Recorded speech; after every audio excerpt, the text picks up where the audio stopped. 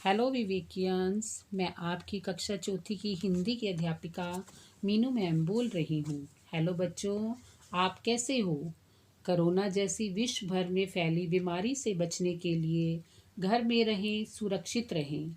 आशा करती हूँ कि आप लॉकडाउन का अच्छे से पालन कर रहे होंगे, जिसके चलते स्कूल फ्रॉम होम की प्रक्रिया विद्यालय द्वारा शुरू की गई है।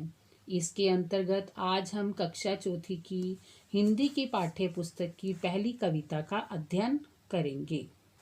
कविता ऐसा क्यों होता है। सबसे पहले आज की दिनांक लिखें। हम कविता ऐसा क्यों होता है पढ़ने जा रहे हैं। सबसे पहले हम पाठ की ओर पर चर्चा करेंगे। बच्चों, क्या आप जानते हो हवाएं क्यों चलती हैं, भूकंप क्यों आते हैं, कोई मित्र क्यों गुस्सा होता है। कितने सारे प्रश्न होते हैं ना। क्या आपके मन में भी कोई प्रश्न उठता है, ऐसा क्यों होता है? जैसा कि मैं आपसे प्रश्न पूछती हूँ, हम सब पढ़ाई क्यों करते हैं, तो देखो इसका उत्तर मैं आपको बताती हूँ। एक अच्छा इंसान बनने के लिए हम पढ़ाई करते हैं। चलो आओ, सबसे पहले मैं आपको कविता का शीर्षक बताती हूँ कि प्रकृति ने हम सबको एक अवस्था दी है। हमें उसी अवस्था में उन प्राणियों को रहने देना चाहिए। हमें कभी भी प्रकृति से छेड़छाड़ नहीं करनी चाहिए। अगर हम प्रकृति से छेड़छाड़ करते हैं तो प्रकृति अपना विकराल रूप भूकंप, बाढ़ आदि से त्रस्त करती है। आओ पढ़ें। सबसे पहले हम कविता का पठन करेंगे। चू चू चे चे गाता रह रहे, डालों पर तोता है, पिंजरे में आते ही झटपट टे टे रोता है। ऐसा क्यों होता है? इसमें देखो, कवि विष्णुकांत पांडे जी कहते हैं कि जिस प्रकार तोता डाल पर बैठे हुए हमेशा खुश रहता है और वह खुशी से चू चू चह चह गीत गाता रहता है, और जैसे ही उसे पिंजरे में बंद कर दिया जाता है तो वह रोना शुरू हो जाता है।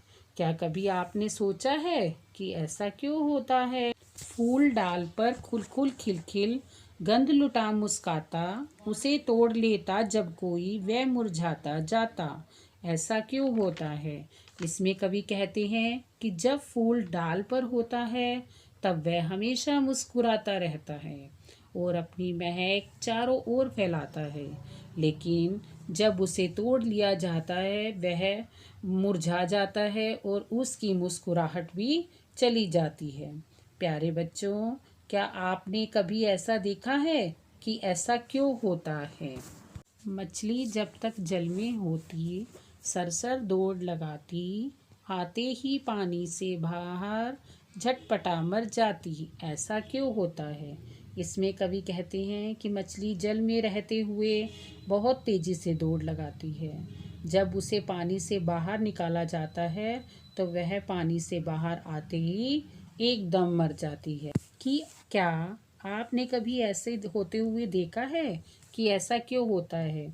दिन में तारे छिप छिप जाते, सांझ पड़े आ जाते, कुछ टिम टिम करते, कुछ हंस हंस चमक लुटाते। ऐसा क्यों होता है?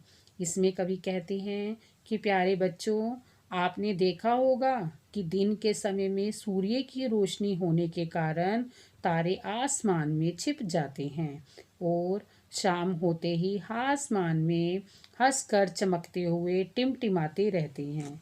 क्या कभी आपके मन में भी ऐसा विचार आया है? चांद कभी घटता बढ़ता, सूर्य न रूप बदलता, चांद कभी छिप जाता पर हर दिन सूर्य चमकता। ऐसा क्यों होता है? इसमें कवि कहते हैं कि चांद का आकार हमेशा घटता बढ़ता रहता है, वह कभी स्थिर नहीं रहता, लेकिन सूर्य का आकार हमेशा स्थिर रहता है। चांद कभी ना कभी तो छिप जाता है, लेकिन सूर्य दिन प्रतिदिन चमकता है। क्या आपने इसके बारे में कभी सोचा है कि ऐसा क्यों होता है? पलकें मुंद जाती हैं आप ही जब मनुष्य सोता है, आंसू आ जाते हैं आँखों में जब भी वह रोता है। ऐसा क्यों होता है?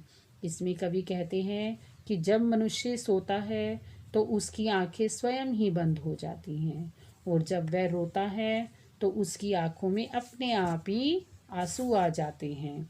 आपने कभी इसके बारे में आजमाया है कि कभी आपने देखा है कि आपके साथ भी ऐसा होता है कि ऐसा क्यों होता है? ऐसे बिखरे प्रश्न अनेक डगर डगर कण कण में जिसने उत्तर खोज लिया है वह सफल हुआ जीवन में। ऐसा क्यों होता है? इसमें कवि कहते हैं कि हर रास्ते में जाते हुए आपके मन में अनेक प्रश्न उठते हैं और हर छोटे भाग को देखते हुए ऐसा लगता है कि अनेक प्रश्न बिखरे पड़े हैं।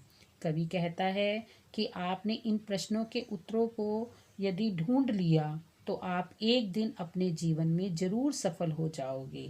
आपके मन में भी बहुत से प्रश्न उठते होंगे कि कभी सोचा है ऐसा क्यों होता है, ऐसा क्यों कैसे होता है। तुम भी प्रश्न उठाओ, सोचो समझो पढ़कर जानो, पूछ पूछ सुलझाओ, ऐसा क्यों होता है। इसमें कवि कहते हैं कि आपके मन में भी बहुत से प्रश्न होंगे। आप भी कोई प्रश्न पूछो ताकि ऐसा क्यों और कैसे होता है। आप भी इन प्रश्नों के उत्तर को सोच समझकर पढ़कर सही ढंग से ढूंढ लो। आपके मन में भी बहुत विचार आते होंगे कि ऐसा क्यों होता है। आंखें खोल चला करते वो चतुर सियाने ज्ञानी, किसी बात की तह तक जाते कहलाते विज्ञानी। ऐसा क्यों होता है। इसमें कवि कहते हैं कि जो चालाक समझदार व्यक्ति होते हैं वे हमेशा अपने द्वारा किए कार्यों पर विश्वास करते हैं। वह कभी भी किसी के जाल में नहीं फंसते और वह अपनी आँखों को हमेशा खोल कर कार्य करते हैं और किसी बात को जानने के लिए वह अपने लक्ष्य तक पहुंच जाते हैं। जो व्यक्ति अपने लक्ष्य तक पहुंच जाता है वह हमेशा विज्ञानी कहलाता है। अपने लक्ष्य तक पहुंचने वाला व्यक्ति एक सफल इंसान बनता है। आपके मन में भी अपने लक्ष्य के प्रति बहुत विचार आते होंगे कि ऐसा क्यों होता है।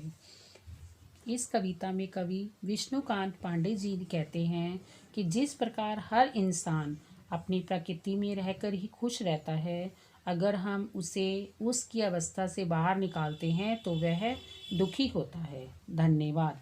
प्यारे बच्चों, अगर आपने नई किताबें खरीद ली हैं तो आप अपना कार्य नई किताबों कापियों में करोगे। अगर नहीं खरीदी तो आप अपने कार्य को किसी भी पुरानी कापी में कर सकते हैं। मेरी माता पिता से यही प्रार्थना है कि आप बच्चों के कार्य में मदद करें तथा उनको अपना कार्य स्वयं करने दें, जिससे बच्चों में स्वयं कार्य करने की प्रेरणा मिले। आप उनका कार्य न करें। और अंत में मैं आपको गृह कार्य के बारे में बताना चाहती हूँ कि आप अपनी उत्तर पुस्तिका में आज की दिनांक लिखें और पहली पंक्ति में कविता लिखें, फिर दूसरी पंक्ति में कविता का नाम ऐसा क्यों होता है लिखें। उसके बाद आप प्रश्न लिखेंगे। मन में उठने वाले कोई 5 प्रश्न लिखें। मैं आपको उदाहरण के लिए 2 प्रश्न लिख कर दे रही हूँ। धन्यवाद।